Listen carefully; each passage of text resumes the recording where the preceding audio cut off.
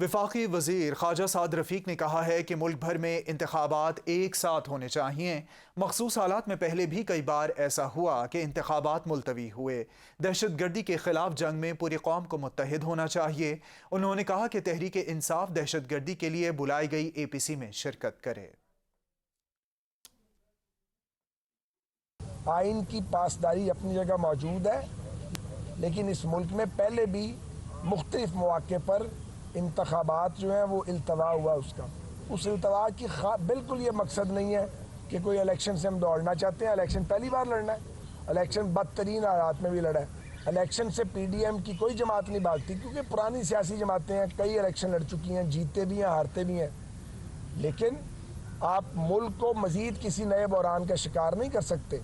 دوسری بات یہ ہے کہ آپ انتخابات پہ مان جائیں، اگلا ڈیمانڈ کریں گے الیکشن کمیشن بدلو، تو الیکشن کمیشن تو آئین کے تحت بنا ہوا ہے اور ان کو آئینی تحفظ حاصل ہے۔